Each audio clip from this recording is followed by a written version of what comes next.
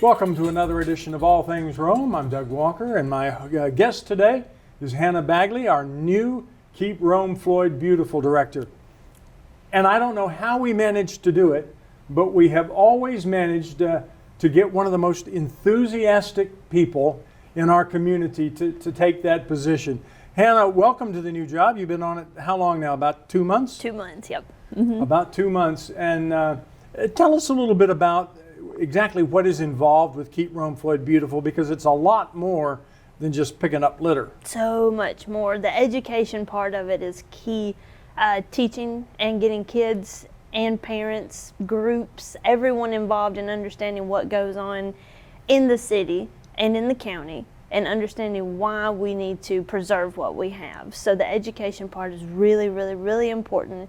And I love getting kids engaged and families engaged and having such a good output from just Keep Rome-Floyd Beautiful.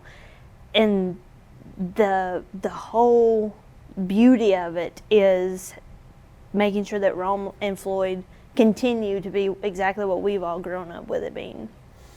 Now, one of the things that I think maybe a lot of people are not necessarily aware of is the fact that you also kind of oversee or at least have some input into some of the other programs like the Tree City, the Bee City, and things like that. Tell us how you're involved in that. The Tree City USA, of course, is part of the beautification part of Keep Rome-Floyd Beautiful, and that's where the beautiful part comes in, the artistry of all the murals, and then the planting of the trees. Of course, trees are beautiful, and then they also provide oxygen, filter the air, so that's the other beautification and the sustainability part of it.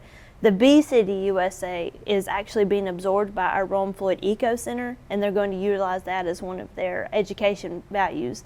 And part of it being with Keep Rome-Floyd Beautiful is the sustainable part, because we need our bee pollinators, we need our pollinator gardens, we need the beautification of that to keep our ecosystem running. And so that's how it all intertwines back to Keep Rome-Floyd Beautiful. Now, tell us a little bit about, you were in another department within city government. Tell us a little bit about why you wanted to make the move to Keep Rome-Floyd Beautiful. I was in the Public Works Division, the operations coordinator there. And Keep Rome-Floyd Beautiful heavily relies on the expertise and assistance and the partnership between a lot of different departments. Being one of the divisions was the Public Works Division. And I worked with who now is the solid waste director for Floyd County, Emma Wells. So we worked closely with her with all of the litter pickups. She would have to request assistance for removing of the litter that would be left on the roadside that was too large for us to remove ourselves. So that's where that came in. And then the beautification part of it with keeping our roads maintained, and she would always let us know when there was issues out there. So that's now what I do. And it really piqued my interest being able to go out and do the employee cleanups. So I facilitate them now for the city and the county. However, I was a part of them, and that really drove me to want to learn more about it. And when the opportunity presented itself, I put my name in the hat and I came out with it. And it's been great ever since. So understanding it from the back side of it, coming from Public Works, has really given me an edge, and I love it so far.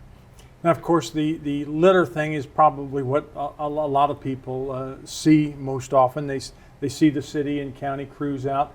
But you also get businesses and community groups involved. Tell us a little bit about the Adopt a Mile program and how people can be involved in that. The Adopt a Mile program is great. It's a good way for businesses and church groups to get involved, or just a family in general can adopt a mile either on their road they live on, or somewhere they grew up, or just within the city limits or the county.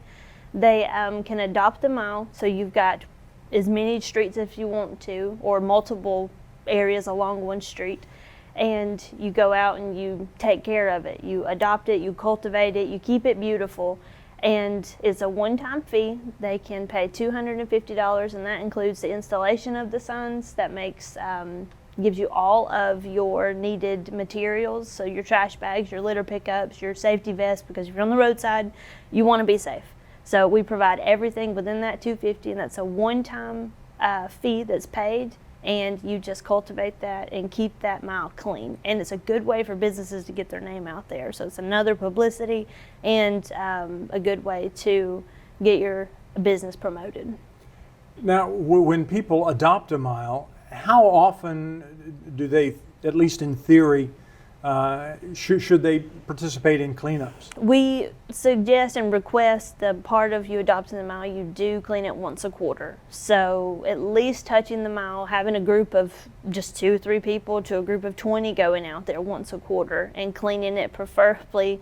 Of course, we would love to be out there more, but to facilitate a large number of groups, once a quarter is more than suffice. When people sign up for that program, or when they see city employees or county employees or different groups out there cleaning up, typically how many folks do you have involved in any given cleanup? Well, let's focus on the city and county cleanups right now, because those are good employee groups that we see large numbers out. And tell us a little bit about what you typically find. What is most frequent out there in the ditches and gutters of Rome-Floyd County? Oh goodness, there's so many things. But we just facilitated last Friday the Floyd County cleanup, or the City of Rome cleanup, and then the week before we did the Floyd County employee cleanup. And both of them, we had roughly 15 to 20 employees is usually what we have as a turnout, which is really great because of everybody's so busy. So it's hard to get out and do that. But when we do, we have a great turnout. We find, unfortunately, so many tires. Tires are expensive to dispose of. People don't really want to go to the landfill and pay the tipping fee. So unfortunately, that's one thing that we find a lot of. Household garbage, litter, cups from fast food restaurants. We pull a lot of those out of the ditches and the right-of-ways, which the rain takes a lot of it usually. But it's a fun way to get out there, and some of these people, they told me this Friday, it was their very first cleanup, and it was an eye-opening experience for them. And they did not realize how big of an issue litter was until they got out there and doing it. So it's a good team building experience for everybody too. They get out there and have to work together, and we have one common goal, is to make the area more clean and more beautiful. And that's exactly what we've done these past 2 weeks. Within the past 2 weeks, we've pulled over 3,300 pounds of litter, including tires, garbage, mattresses, you name it, we pulled it out. So it's a benefit for the environment.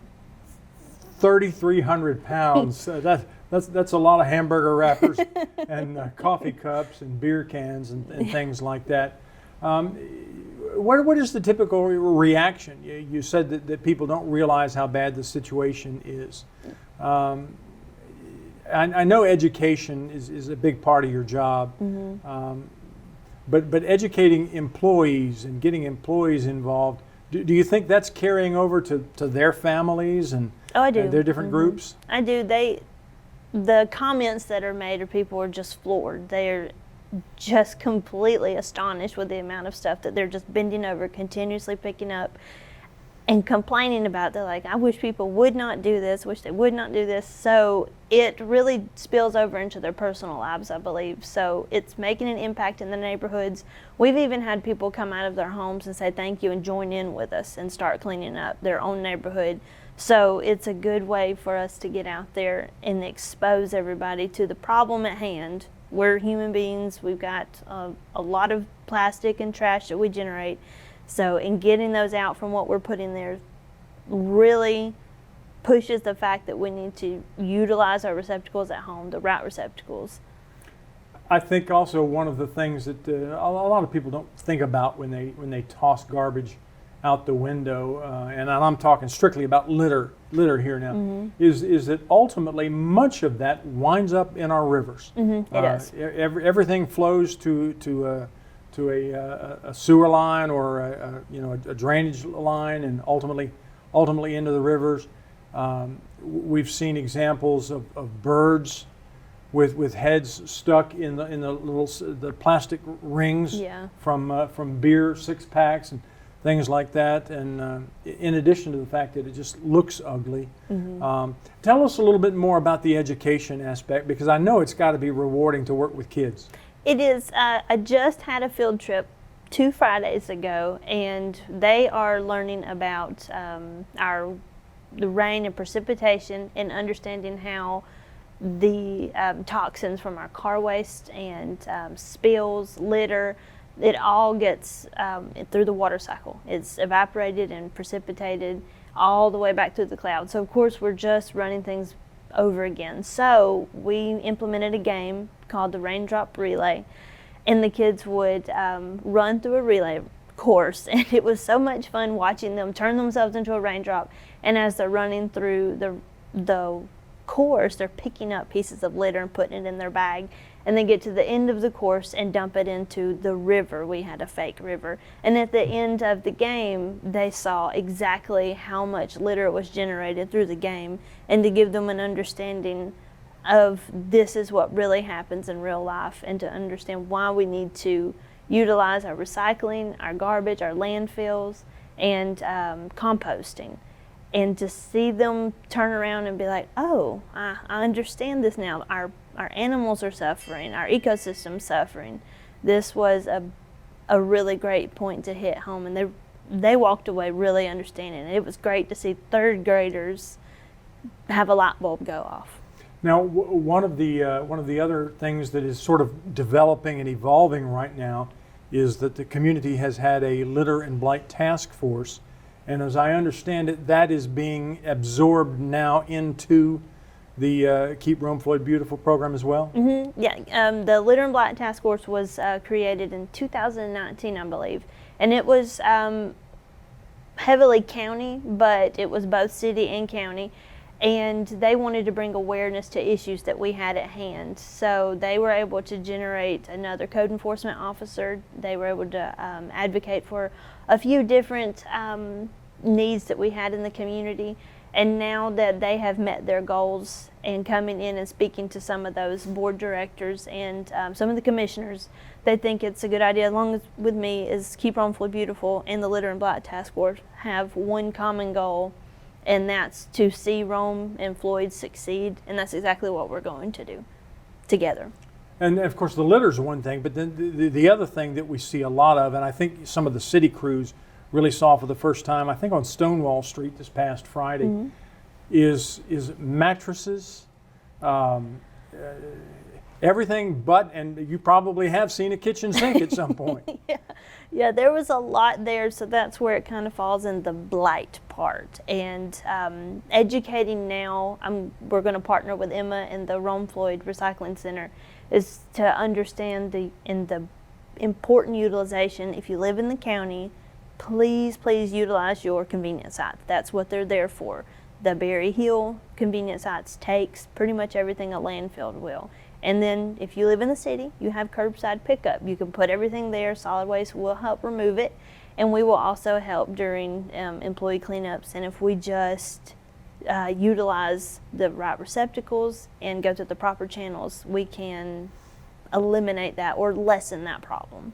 And one of the things that I think a lot of people don't realize is that recycling right now, recycling was down for a pretty good while, but as I understand it, some of the prices for recycling, particularly the cardboard, mm-hmm. are coming back up pretty nicely, mm-hmm. and folks can make a little money in addition to helping keep the community cleaner. Mm-hmm. And I actually toured the Rome-Floyd Recycling Center last week, and Emma was informing me of all sorts of great things that are going on there. And to that point, she said things are looking back up. The economy is looking great specifically for that.